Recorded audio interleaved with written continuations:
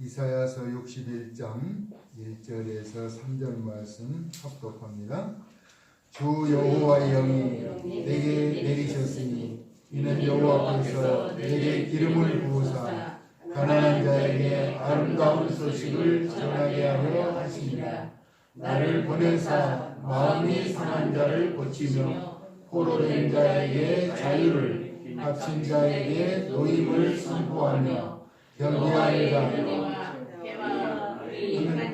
우복의 날을 선포하여 모든 슬픈 자를 위로하되 무릇 시온에서 슬퍼하는 자에게 화관을 줘 그 죄를 대신하여 기쁨의 기름으로 그 슬픔을 대신하며 찬송의 옷으로 그 근심을 대신하시고 그들이 의의 나무 곧 여호와께서 심으신 그 영광을 나타낼 자라 일컬음을 받게 하려 하십니다. 아멘. 다시 한번 읽습니다. 같이 읽습니다. 주 여호와의 영이 내게 내리셨으니 이는 여호와께서 내게 기름을 부으사 가난한 자에게 아름다운 소식을 전하게 하려 하십니다.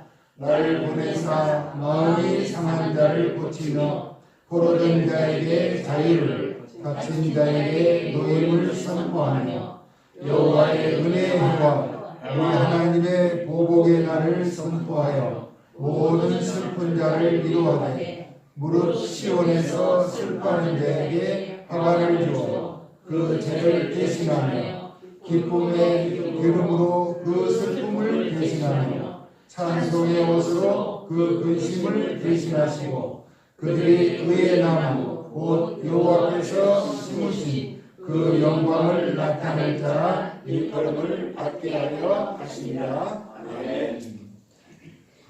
이건 본문의 말씀을 가지고 영광의 그 나라라는 제목입니다. 돈이 있고 힘이나 권력으로 어떤 문제를 해결하려는 그런 경향이 많은 세대에 살아가고 있습니다.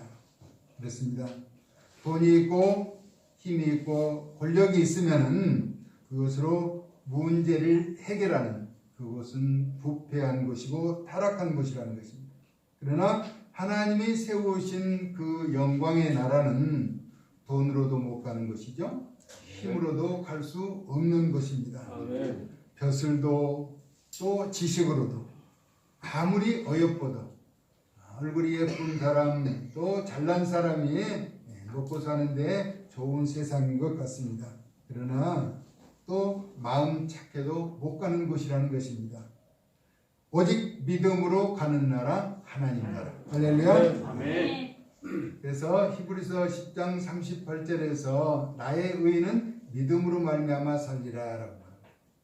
믿음으로 사는 자 그 나라를 소유할 수 있게 된다는 것입니다. 본문은 주 여호와의 영이 인자에게 임하신 사건을 소개하고 있습니다. 그의 기름을 부어주셨다는 것이죠.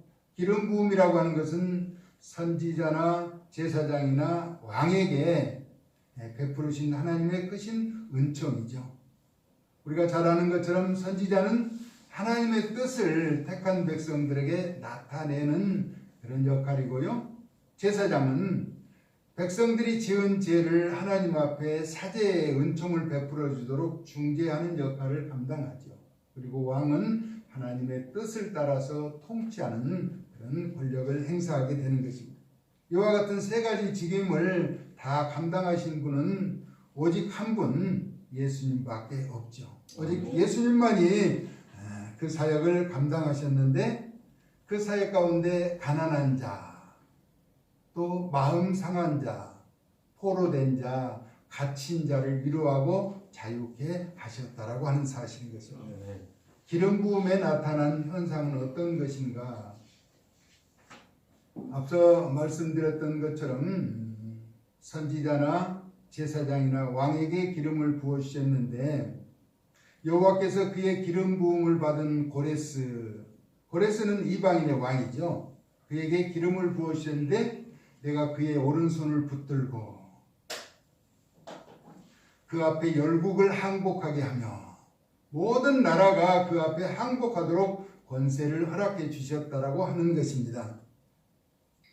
그리고 내가 왕들의 허리를 풀어 그 앞에서 문들을 열고 성문이 닫히지 못하게 하리라. 성문이 열리면 언제든지 공격할 수 있는 기회가 주어지게 되는 것이죠. 우리 하나님께서 그렇게 고레스 왕에게 해 주시겠다는 것입니다. 그러면서 내가 먼저 너보다 앞서가서 험한 곳을 평탄하게 하며 논문을 쳐서 부수며 쇠빗장을 꺾고 흑암 중의 보화와 은밀한 곳에 숨은 재물을 주어서 내 이름을 부르는 자가 나 여호와 이스라엘의 하나님인 줄을 네가 알게 하리라. 고레스를 통해서 여호와 하나님이신 것을 알게 하시겠다는 것입니다. 기름 부음의 역사가 이와 같이 나타나는 것이죠. 내가 나의 종 야곱, 내가 택한 자 이스라엘, 곧 너를 위하여 내 이름을 불러. 너는 나를 알지 못하였을지라도 내게 칭호를 주었노라. 왕이라고 하는 고레스 왕의 칭호를 허락해 주셨다는 것입니다. 나는 여호와라, 나 외에 다른 이가 없느니라. 나밖에 신이 없느니라. 유일신을 말하죠. 유일하신 하나님. 그래서 너는 나를 알지 못하였을지라도 나는 내 띠를 동일 것이요. 해 뜨는 곳에든지 지는 곳에든지 나밖에 없는지를 알게 하리라. 나는 여호와라. 나밖에 없느니라. 우리 하나님밖에 없다는 것입니다. 다른 이가 없는 것이죠. 그래서 나는 빛도 짓고 어둠도 창조하며 나는 평안도 짓고 환난도 창조하나니 나는 여호와라.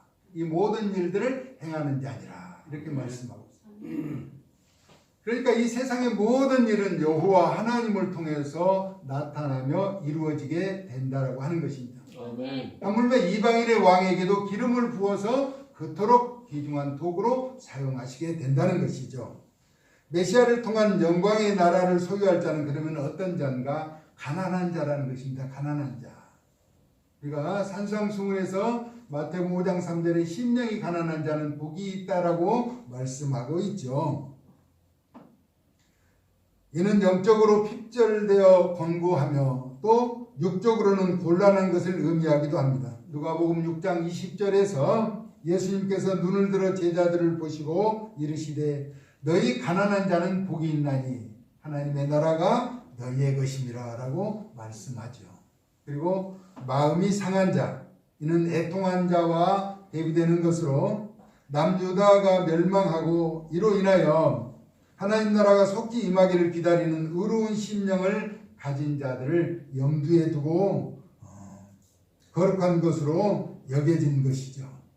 이와 같은 사실은 죄악된 세상에서 하나님 나라를 갈망하며 안타까운 마음으로 속히 심판하시기를 간절함으로 나타내고 있는 것입니다.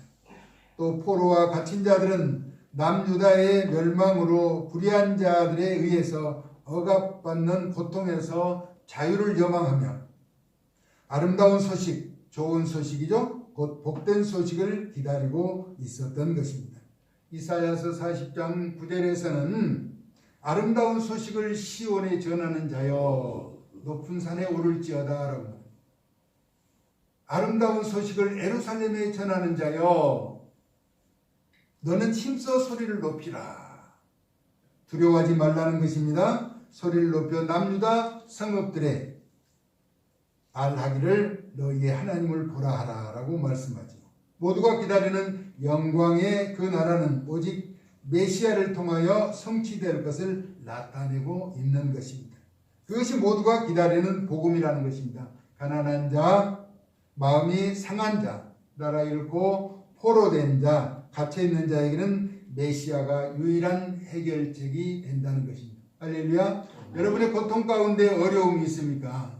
우리 예수님을 통해서 모든 문제가 해결되어진다라고 성경은 말씀하고 있는 것입니다. 오늘 본문 3절의 내용은 모든 암울한 상황에서 벗어나 이제는 기쁨을 누리는 역동적인 분위기를 연출하고 있는 것이죠.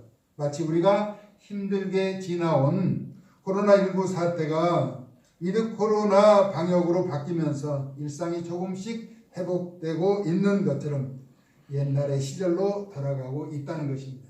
그런데 조금 우려스러운 것은 너무나 이제는 코로나가 끝난 것처럼 활동하고 또 사람들이 너무나 많이 몰리는 기이한 현상을 보이고 있어서 안타깝기는 합니다. 하박국서 3장 3절에 그의 영광이 하늘을 덮었고 또 그의 찬송이 세계에 가득하다라고 말씀하고 있는데, 이는 바벨론에 의해서 철저하게 파괴된 예루살렘이 회복되는 것을 말하며 궁극적으로는 모든 죄악의 세력으로부터 자유하게 되고 또 참 기쁨을 누리게 되는 것을 소개하고 있는 것입니다. 이와 같은 약속의 성취는 요한계시록 21장 4절에 언급된 내용과 같죠.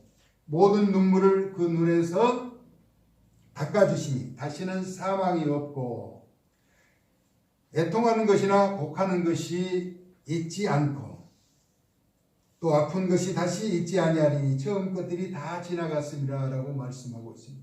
그래서 우리가 가야 할 그 영광의 나라에서는 다시 눈물을 흘리는 고통은 없다라고 하는 것입니다. 죽는 일도 없는 것이죠. 애통하는 것이나 곡하는 것이나 아픈 것이 없는 것이라는 것입니다. 할렐루야. 그것을 우리는 가기 위해서 믿음을 지키면서 나아가는 것이죠. 이사야서 40장 31절에 오직 여호와를 앙망하는 자는 새 힘을 얻으리니 독수리가 날개치며 올라간 같을 것이요 다른 박질하여도 곤빗지 아니하겠고 걸어가도 피곤치 아니하리로다 말씀하고 있습니다. 하나님을 앙망하는 자, 또 성령의 기름 부으심을 입은 자들은 이와 같은 삶을 살게 된다는 것입니다. 메시아의 사명은 택하신 백성을 하나님 나라로, 영원한 영광의 나라로 인도하시는 것이죠. 그래서 화가는 기쁨을 상징하지만은 또한 죄는 슬픔을 노래하는 것이며 찬송의 옷은 구원에 대한 기쁨을 노래하는 것입니다. 그래서 장차 도래할 영광의 나라는 믿음의 최고봉들이 가는 곳이라는 것입니다. 우리는 이 땅에서 믿음을 지키면서 그 영광의 나라를 소유하기 위해서는 하나님의 말씀에 의지하며 그 뜻을 준행하는 삶을 살아가야 한다는 것이죠. 그러면 본문을 통해서 우리에게 나타내시고자 하는 하나님의 뜻은 무엇인가? 하나님께서 은혜를 베푸신 것은 의롭게 행하여 하나님의 영광을 나타내도록 하시기 위함인 것을 우리가 깨달아 알고 합당한 삶을 살아가자는 것입니다. 영광의 나라의 주인공으로 세워지도록 보여지는 모습을 나타내는 구별된 하나님의 사람들 되어질 수 있기를 예수님의 이름으로 축복합니다. 네. 지금 교회들마다 전도하는 모습이 조금 많이 사라진 것 같아요. 그래도 감사한 것은 우리 교회는 마스크를 포장해서 자신들이 때로는 줄을 서서 사서 참 자신이 사용하고자 했던 것을 이웃에게 나누고자 깨끗하게 포장해서 아파트 호호와 또 지나가는 사람들에게 전도지를 주면서 예수님을 믿으라고 하는 아름다운 모습을 바라보면서 우리 하나님께서도 기뻐하시고 또 그 선한 열매를 허락해 주실 것입니다. 기대하고 의지하면서 하나님을 신뢰하며 믿음에 굳게 서서 그 영광의 나라를 끝까지 소유하는 복된 삶을 살아갈 수 있기를 예수님의 거룩하신 이름으로 축복합니다. 아멘. 살아서 역사하시는 고마우신 하나님, 주의 말씀 의지하며 기름 부음 받으시니 우리 예수님이 행하신 사역에 가난한 자, 또 마음 상한 자, 포로된 자, 갇힌 자를 위로하시고 또 자유케 하시는 하나님의 역사하심을 나타내는 증인들로 저희들을 사용하여 주시고 그 말씀 의지하며 굳게 믿어 하나님의 영광의 의로운 도구들로 쓰임받도록 은총을 더하여 주시옵소서. 아멘. 예수 그리스도의 거룩하신 이름으로 축복하며 기도 올리옵나이다. 아멘.